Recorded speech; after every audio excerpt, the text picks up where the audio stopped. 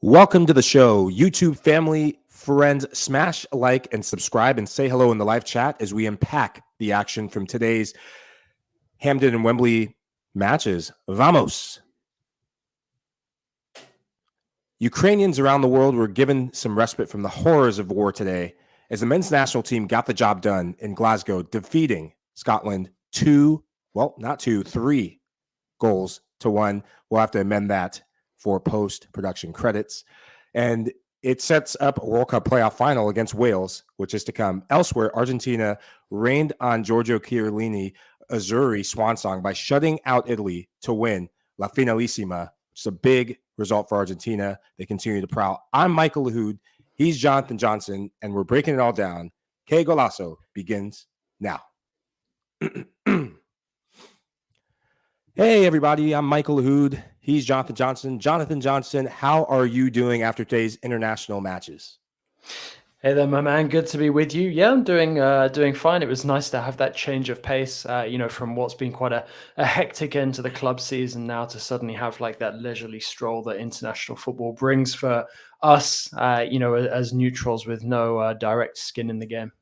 Yeah, and lots of stuff to dissect and discuss. We'll start with the big one, the biggest match happening in world football this evening, your time in Europe. Ukraine, a team that's waited a long time, has had to deal with a lot of things off the field. They finally get their chance to have their say in World Cup qualification, that final playoff spot, and they played against Scotland away in Scotland. How did this match play out for you in your eyes? I mean, I was surprised pleasantly by Ukraine. I think that they were the stronger team from the off. I think they took Scotland by surprise in many ways. I think their organisation was impeccable, especially when you consider how little time they've had together, how some of the players barely had any meaningful minutes, since Russia declared war on Ukraine. And I think as well, their fitness levels were really, really impressive across the board. Either those players, after a grueling season at club level, who are playing outside of their home country, or those guys who have basically had to, to keep themselves in shape in very testing circumstances, and then make do with some, some almost token minutes really in that friendly against Borussia Mönchengladbach, and the charity tours that the likes of Dynamo Kiev and Shakhtar Donetsk were doing. So kudos to them. They were definitely the better side, and I think had Craig Gordon not been in such impressive form for Scotland, it could have been even worse for the hosts. And I think as far as Scotland go, it was just, it was so underwhelming. I don't know whether they were mindful of the emotions that would be riding on this game for the Ukrainians, or whether they were surprised, by, the quality of the Ukraine side that they showed in the early minutes. And also by the vociferous support that the Ukrainians boasted at Hampden Park. I mean, I think the latter, they must have been expecting that, knowing what an emotionally charged game this would be.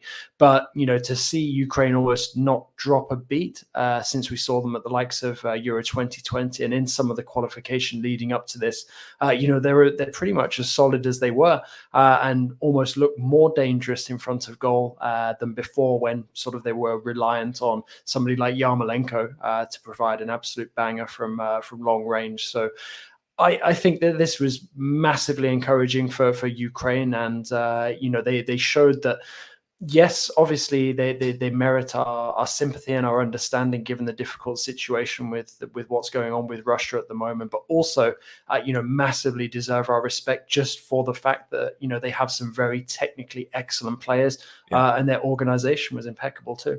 Yeah, I love what you said about the organization and really the team spirit that was shown.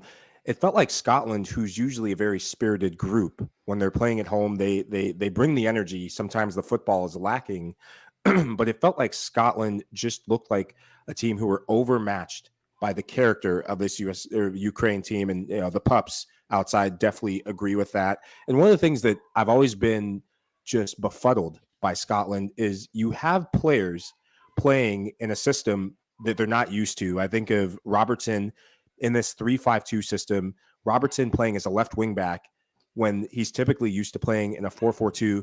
And really the enigma, Scott McTominay, who plays for Manchester United, plays sometimes too many games for Manchester United, given the season that they've had. But Scott McTominay playing as a center back, what do you make of this lineup that Scotland put out? Yeah, I mean it's interesting. I see one of the quotes that we've got is that Scotland looked tired and slow. I mean, that you could see that there are a couple of guys in there who have had very long seasons. James Benge in the preview podcast mentioned how Robertson is basically gasping for a bit of time off at this stage after a grueling season with Liverpool. But you're right. I think some of the decisions made by Steve Clarke really, were quite baffling. I agree with you. I think McTominay was misplaced. And I think as well when you referenced sort of the slight positional change for Robertson, when you do that and you're suddenly not looking for the same players that you're looking for at club level, it makes things a lot tougher. And if there's some uncertainty about the players, about where they find themselves on the pitch, who they're playing next to, who they've got in front of them, who they've got behind them, suddenly that can result in players' confidence levels dropping massively, and that reflects in the performance. And I think that's one of the contributing factors to why we saw this Scotland side almost playing like the away team here, which is a strange thing to say because they're normally so tenacious in front of that Hampden Park crowd. And one of the guys and players that Scotland was really depending on, John McGinn, who I know LME's not here, but I'm not going to slander John McGinn's performance. Take us back to John McGinn. He had a very big opportunity to change the story and really write his name in the headlines for this match. What do you think? What do you make of what happened on that missed opportunity? I mean, at the end of the day, I wouldn't look at McGinn as somebody who should be a consistent goal scoring threat. I mean, I think Scotland would have expected to score more than one goal, and certainly would have expected to score in a more clear-cut manner than the way that they did actually manage to score through McGregor. But I think overall, what McGinn is bringing to the table is not necessarily goals. It's that energy. It's that box-to-box approach, the tenacity that I mentioned earlier that you expect to see from the whole team. And there wasn't really any of that. And it's not just down to McGinn. It's not just down to Robertson. It's not just down to McTominay. It's down to the whole team. And I think Clarke will feel majorly let down by his players. I mean, sure, if McGinn scores, perhaps that changes the tone of the game. If they manage to get themselves ahead, suddenly that's a completely different match. But, it played out the way that it did. And Scotland were already grateful for Craig Gordon by this point in the match as well, given the saves that he made. So I think it's, we can talk about how fatigue has played a role in this. And I can vouch for the fact that, McGinn has had a long testing season with Villa as well. But, ultimately, I think that it was more of a collective failing than just picking out one or two individuals. I think Scotland as a whole just weren't at the races here. I love how you said that. When you're a team and you're depending on a player who is playing a position that's not his natural position and it's an attacking midfield position lining up in this 3-5-2, you better hope this player taps into his inner Lionel Messi. John McGinn not being able to do that today. And hey, Lionel Messi. We'll talk about him in Argentina later in the show. But let's talk about Ukraine. Wow, we talked about it earlier, but this team, their ability to just play off each other, everyone functioning so well. When I look at how they lined up in a 4-1-4-1 position or formation, I was kind of looking to see, was this going to be a more defensive minded? But they really came to play. They put a lot of numbers forward. And when you play against a back three or a back five away from home, that is not an easy thing to do. Break down a team like Scotland at Hampden Park. Take us through how do you think they utilize their man advantage in certain places out wide to break down Scotland?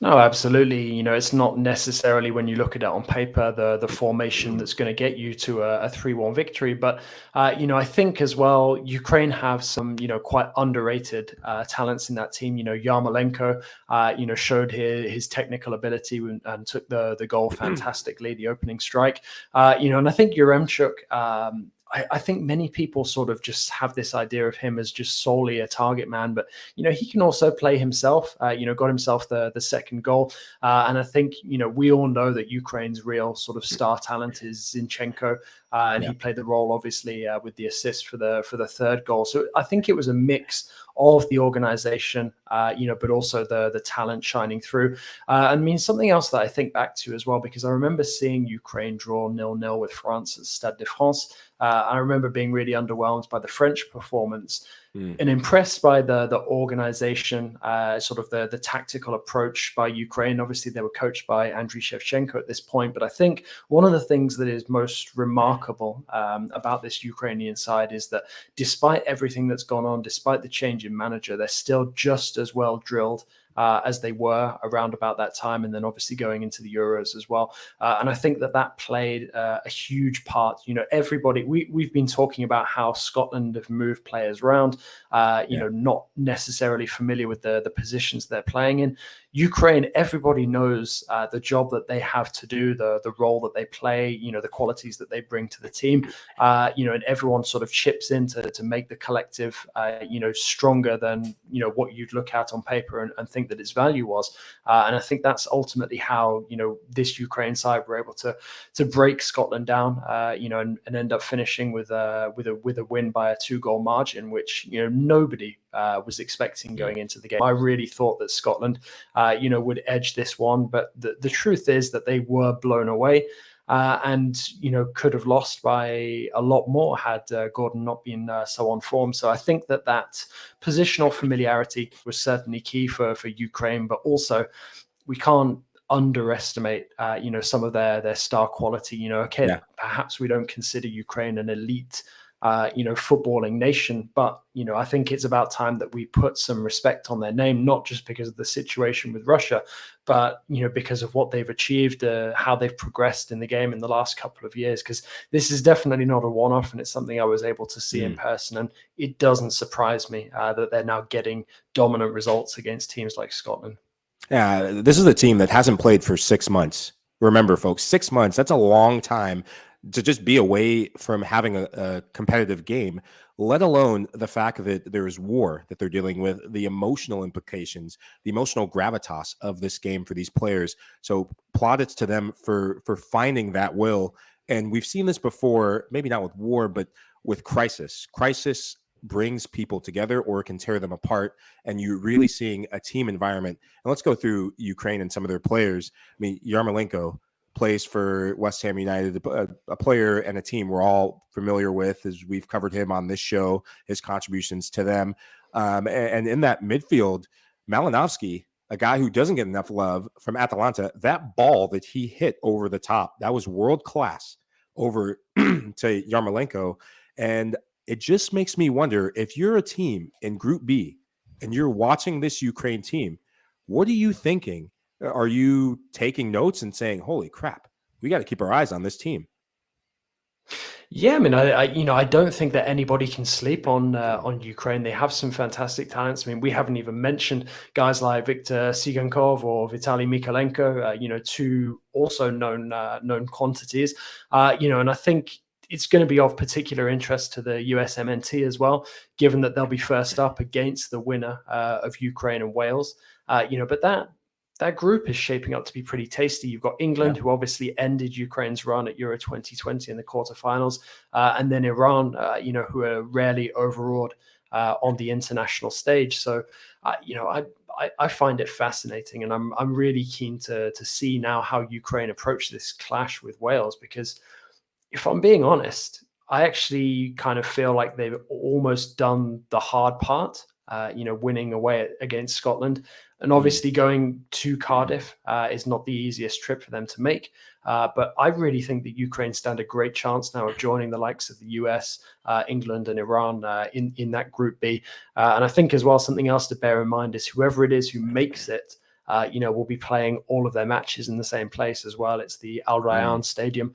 So I think that, Ukraine, if it is them who make it in, I think that they shouldn't be underestimated in that group, and they definitely have the opportunity, the possibility of taking the US or England by surprise if there is a shock result. I don't know, say England and the US MNT draw at some point. I really wouldn't be surprised if we see the same Ukraine that they push for say second place. But obviously, it depends on them getting past Wales first.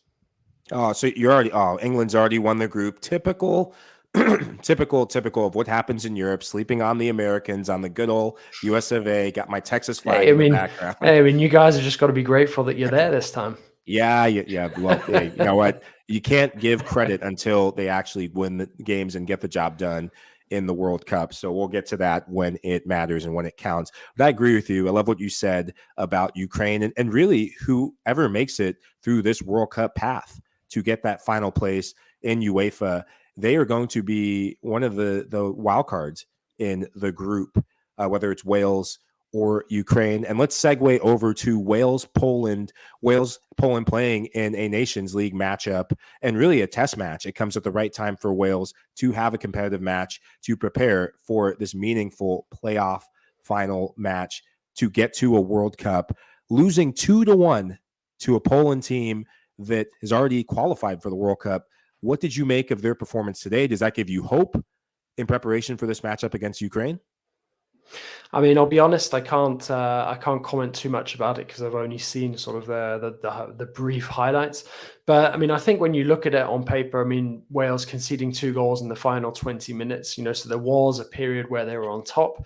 And I think Poland are a team with quality. I mean, that's obvious when you're looking at a team that has Lewandowski up top. But I think Poland are more than just a one-man team, and obviously Wales discovered that this evening.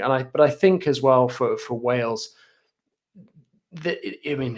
you can't compare these two fixtures. It's all about Sunday. They don't want anybody getting injured unnecessarily or anybody being run into the ground. So it's all about conditioning, I think. And I think that they'll probably be able to get over, dropping the game in the last 20 minutes or so. And I think that they'll be ready to try and give Ukraine, a challenge. But also Ukraine will be looking at that and feeling encouraged because, like I said earlier, I mean, I don't want to tempt fate for Ukraine, but I really feel like Scotland away is a harder fixture than Wales away. So the fact that Ukraine have won in such impressive style, for me, when I'm looking at this Wales team, I wouldn't say that it strikes as much fear down the spine, as Scotland does. But then again, we're looking at the Wales team, and it's a Wales team that doesn't have, the likes of Gareth Bale in it. So it's, I think the Wales that we see on Sunday is going to be much changed, from the Wales that we saw here against Poland. Yeah, whenever you don't have your 2 best players, Aaron Ramsey, I'll even put into that category because when Aaron Ramsey puts on a Wales jersey, the Superman cape flows from the back. With what we saw for them to get to this point, and Gareth Bale, call him Gareth Wales, and really it's the Gareth Bale World Tour. Will it continue into the World Cup or will it end here? And asking you, the fans, who do you think is going to win this coming Sunday between the matchup Wales and Ukraine? Be sure to put the winner of your choice in the chat and let us know. We'll be sure to talk about that and more. And let's talk about Gareth Bale while we can. Could he go down as the greatest British player ever? I think greatest British player ever. I don't think so. Obviously, he's a fantastic player. Gareth Bale in his prime was utterly brilliant at times. But I think there are some players who have probably had more longevity in their career, being able to sustain, their impressive form overall. I mean, you look at how long somebody like Ryan Giggs, managed to play at such a high level. I mean, I guess the detracting points in that argument would be that Giggs, never had the international stage with Wales to enjoy that Bale has had. And obviously, part of the reason Bale has had that has been his performances at international level. So sure, definitely one of the most talented players, British players, but whether I'd put him down sort of as the greatest when there have been a lot of very, very good players. I mean, just a couple off the top of the head when you've got the likes of Gascoigne, Paul Scholes as well, some phenomenally talented, technical, brilliant players. Gerard Lampard, obviously. There are a lot of players that we can throw into that debate. So I'd say that Bale is one of a number of talented players to be produced, and maybe we could even argue that he actually had the potential to be the greatest British player. But, I think that's a massive and wide-ranging argument with a lot of, different technicalities to consider as well. Yeah, well, I like your argument there. And let's wind it back then. And before we do, looking in the chat, some fans already saying that Ukraine seems to have the edge, according to fans watching this show. But Jimmy Survivor, you are the lone Wales champion. So we will remember that should Wales get the job done. You have guts, Jimmy. I love that. And let's scale it back a little bit. And one more call to action. Be sure to like and subscribe. Tune into the show. And if you love what we're talking about here, there's plenty more. We've got plenty more on today's show and moving forward. But scale it back a little bit. Could Gareth Bale go down as the best British player of his generation? Then if it's not in history. I mean, of his generation, I think that there's definitely an argument, and that's where we sort of bring it back to the debate about what he's achieved at international level. Obviously, it helps having a wingman, of the caliber of Aaron Ramsey and that Welsh team. And there were some other fantastic integral figures at the time as well. Ashley Williams in the defence being one of them. But, I think so much of, Wales...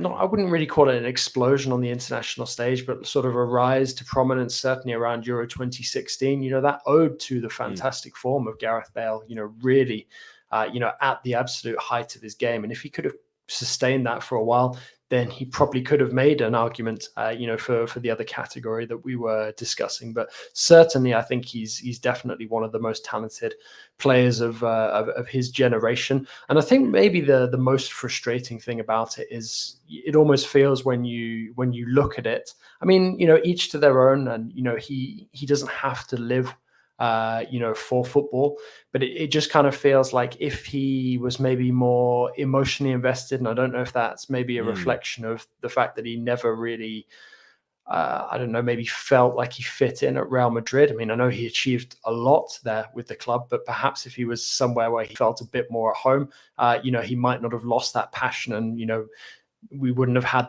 the fantastic the golf flag as well. So I mean, it feels like there was a point where maybe if he wanted to write himself into legendary status both for club and country, he will always be a Welsh national team legend.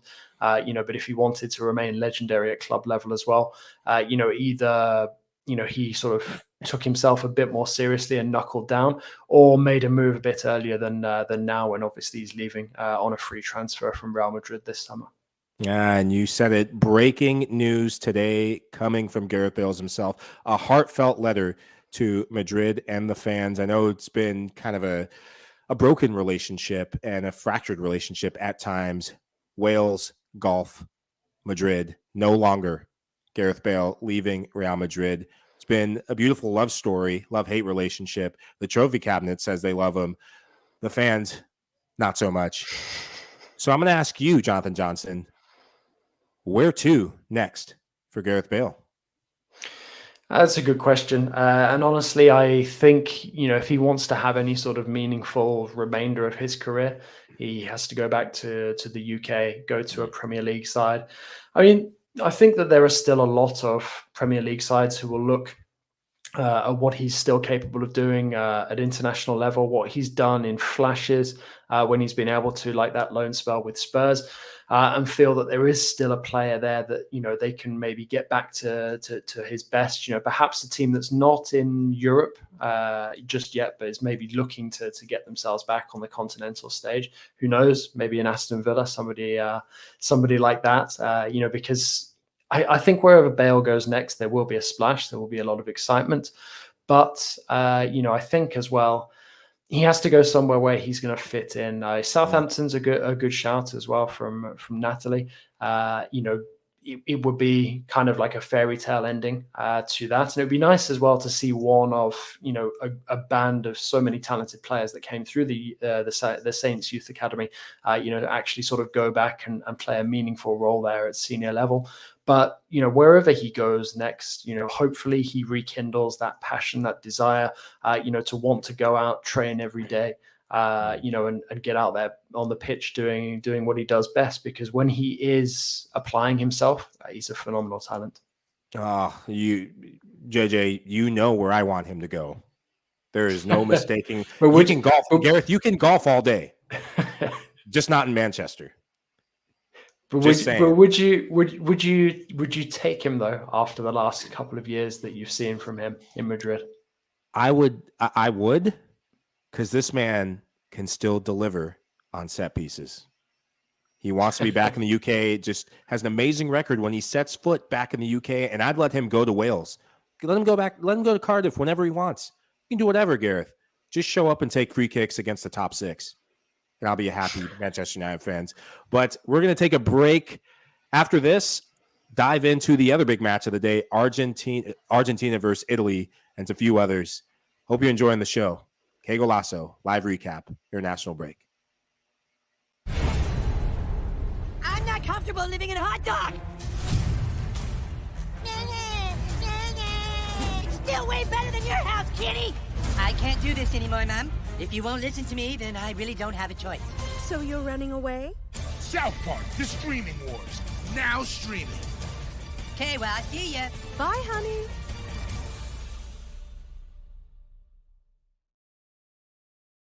Cue. Exclusively on Paramount Plus.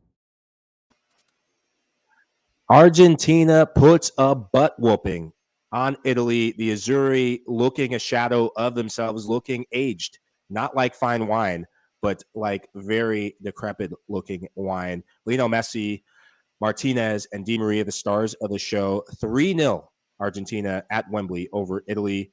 Jonathan Johnson, we know this Argentina team has some stars. But is there a bit of gold dust and magic that we can expect something out of them, out of this group?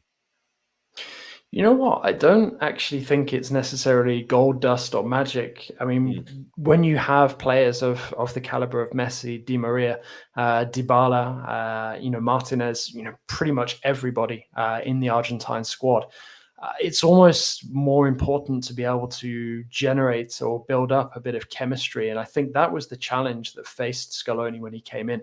There's so much talent in this squad. It's a way of actually channeling it, actually turning it into a functioning team.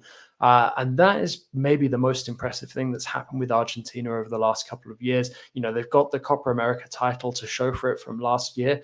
And looking at them now, they are a real unit. They play, as a group. It's not just a bunch of individuals thrown together on the pitch, and I think that they will be much more convincing as a team on the World Cup stage come the end of this year. And I think the staggering thing about this performance was, how united this Argentine side looked. And how disheveled, Italy were. And let's bear in mind, Italy were crowned European champions less than 12 months ago. Yeah. It's been a staggering sort of rise and then fall from grace once again for the Azzurri. But this Argentina side, I think it's the kind of setup that Messi had been crying out for years. It's a shame that it's come so late in his career. But, if he can maintain the same kind of form that we saw from him tonight, teeing up 2 goals for his teammates, and Di Maria looking evergreen as well, then perhaps this Argentina side are going to have a say in Qatar later this year. It's just so special. 32 games unbeaten with this match. There's something cooking in the water with this group. And what you said about Lionel Messi aging, I think that actually is a good thing. So many times when you have a world superstar in your ranks, Argentina have been so dependent on Lionel Messi, which some of the other players who have role players on this team and stars at their other clubs, they kind of shy away from taking on the spotlight and looking to pass to Messi. Now they're stepping up, and a guy who is building and has built from last season to Copa America, strong performance in Serie A with Inter, Lautaro Martinez, this guy gets better and better on those 2 goals, scoring one himself, setting up Di Maria with that delicious chip for the second. What do you make of this guy's ceiling? Are we just scratching the surface with how good Martinez can be as a striker for Argentina? I mean, absolutely, he has plenty of potential and can be one of the best strikers on the continent. I think the question with Martinez has always been about his consistency to score, regularly. I think if he can work on that in the next couple of years, he'll be absolutely lethal. He already is lethal, and I like it that he's multifaceted as well. He can provide assists and also score goals. I think you always boost your value if you're not just the predator who puts the ball in the back of the net at any cost. He can score the easy goals. He can score the tougher ones. Almost, it's kind of weird that he kind of finds it easier to score the spectacular rather than the straightforward. But you have guys like that sometimes in the game. But I think the fact that he can also lay his teammates on as well, that's extremely valuable both for club and country. And I think as well, this Argentine side now is really set up quite nicely. As you mentioned, Messi, there are certain advantages to him being a veteran. Same goes for Di Maria as well. And then when you have like a wild card like Dybala, somebody who we know is phenomenally talented and can be brilliant on his day, you just throw him in. Sometimes you'll get a performance out of him. He scored today. I think that this Argentina side has a lot of balance, a lot of potential, at this moment in time. And things certainly look very good in attack right now.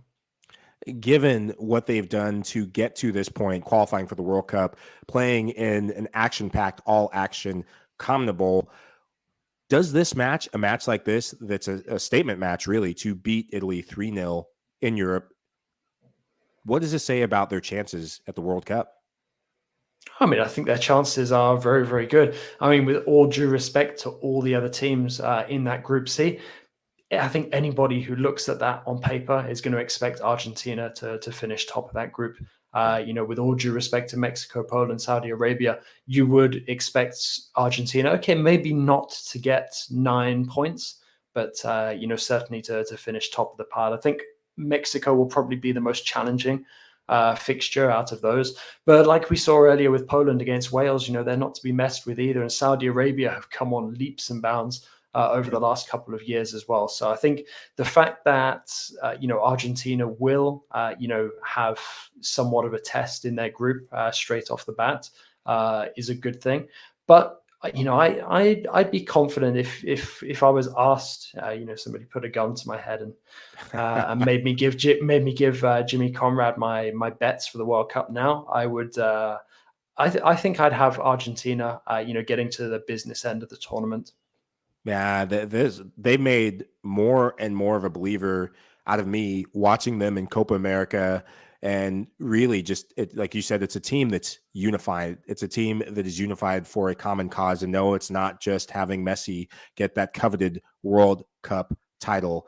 There's so much at stake for all these players. I think of the Paulo Dybala coming off the bench. He's a guy playing for a new home, leaving Juventus this summer, and a guy who will be also leaving Juventus, shifting over to Italy, Chiellini, the swan song that wasn't for him, getting just butt smacked in every single way in this match. No other way to put it.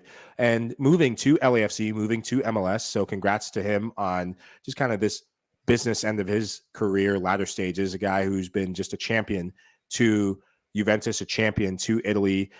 And looking at this Italian team, what a difference a year make. You touched on it a little bit, but what happened? What's happening to Italy? They seem like they're regressing, not moving forward from that European Championship victory. Yeah, I mean, it's difficult to just put your finger on one thing that's happened since that Euro success, but let's be honest about it as well. And I'm not taking anything away from Italy. They were, I guess you could say, fortuitous at times on their route to the 2020 final. But they were also opportunistic. They took their chances, so credit to them. you can't be a bad team if you go on the unbeaten run that they went on, that record breaking. I can't remember what number it finished on. It's something like 46 or something like that. But what seemed to galvanize them under Mancini, as soon as that record broke, it's like something else broke, like a collective belief. I don't know, maybe in the group, the squad kind of psyche mentality, they suddenly thought, well, okay, we've won the Euros, so we're back. And, the Azzurri is something that the country can be proud of again.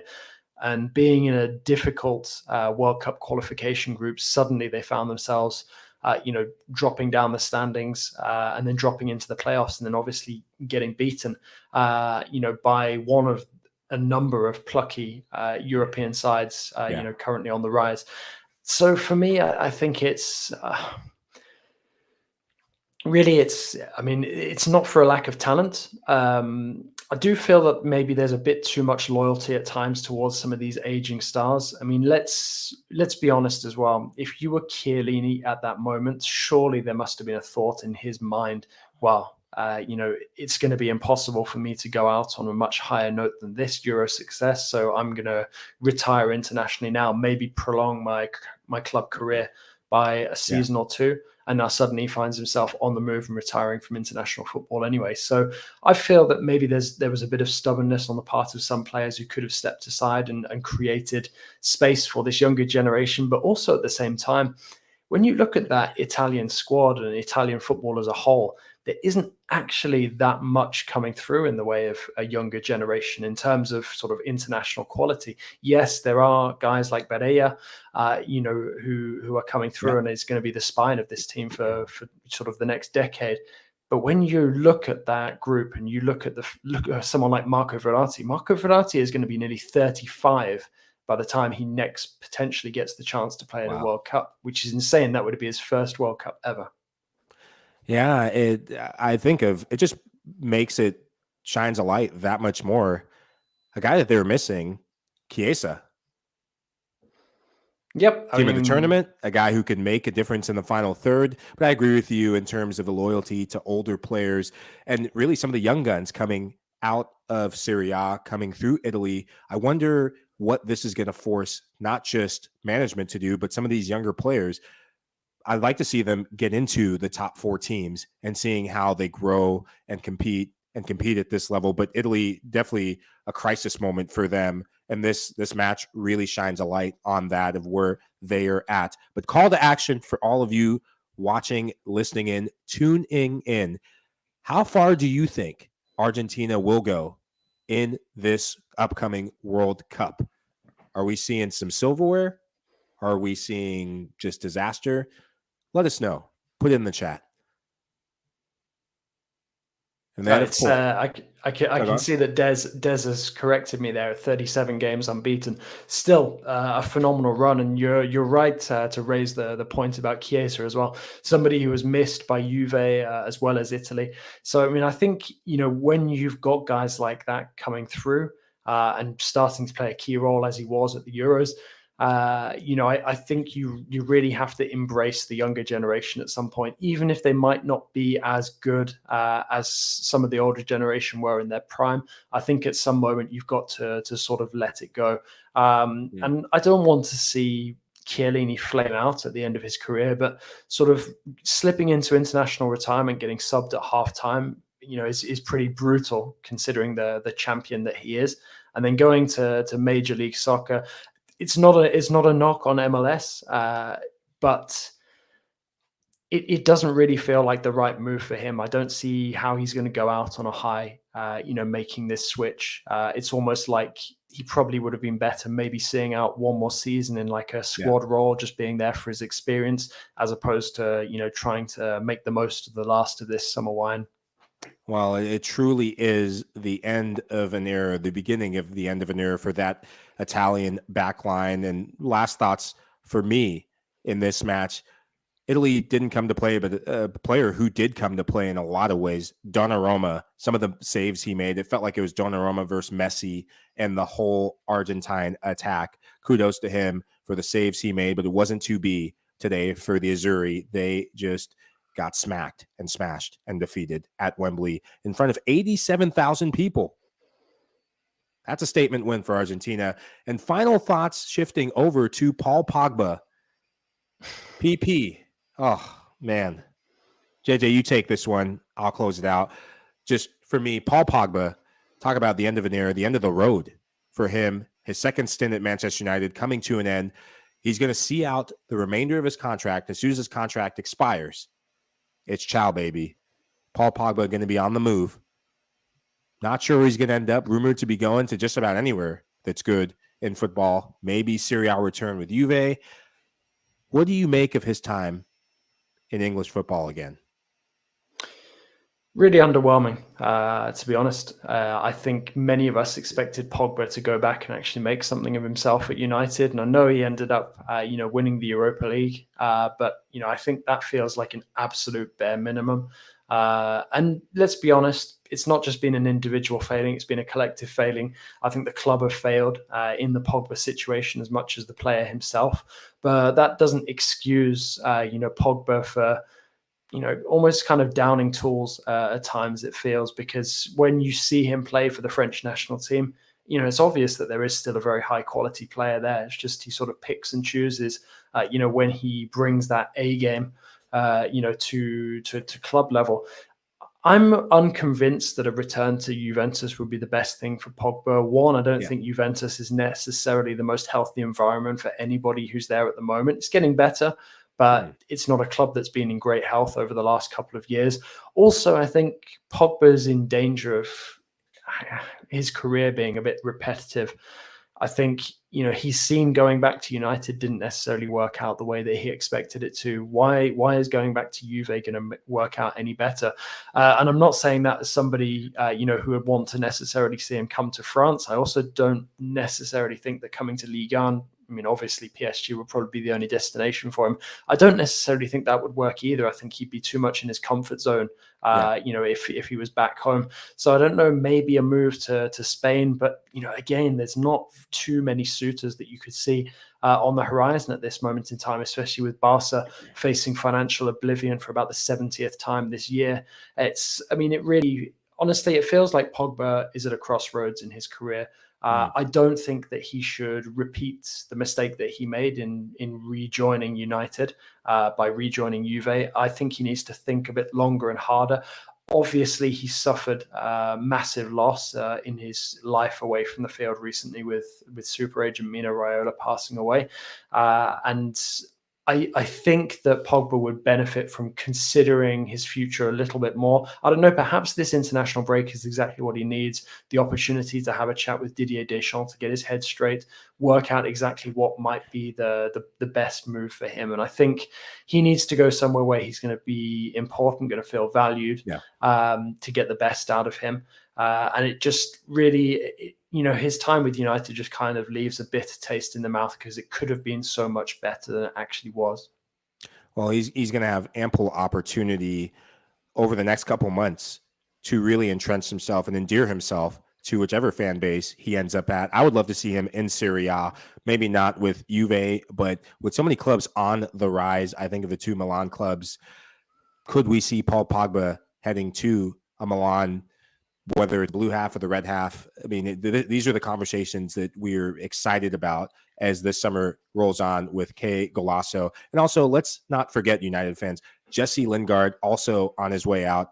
United Academy product. It's the end of the road as well. And it kind of got messy towards the end. And, rather than Messi Lingard, which he started out with, it just went back to plain old Jesse, not even Jesse Lingard. And this is the state of the club.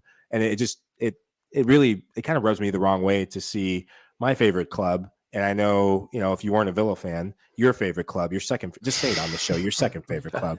But it's just been the state of affairs behind the scenes. It's gotten ugly. It's gotten messy.